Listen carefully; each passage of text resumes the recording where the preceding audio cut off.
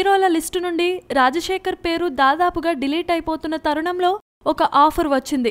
గరుడ వేగ రూపంలో కమర్షియల్ గా క్రిటిక్స్ పరంగా మంచి పేరు తెచ్చుకున్న ప్రవీణ్ సత్తారు ఈ చిత్రానికి దర్శకుడు అవడంతో సాధారణంగానే ఈ సినిమాపై హోప్స్ పెరిగాయి. పైగా సన్నీ లియోన్ ని రంగంలోకి దించి కిక్ పెంచే ప్రయత్నం చేశారు చిత్ర యూనిట్. ఈ సినిమాపై మంచి బజ్ మొదలైంది.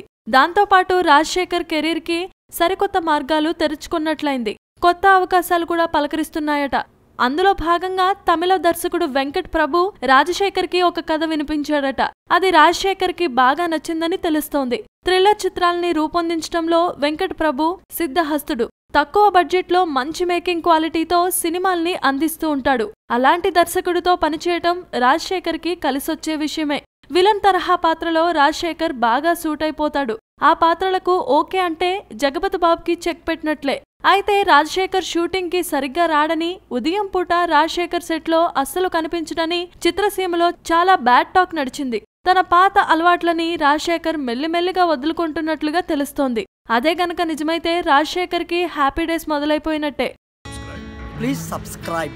Hi, it's me Purna. Please subscribe.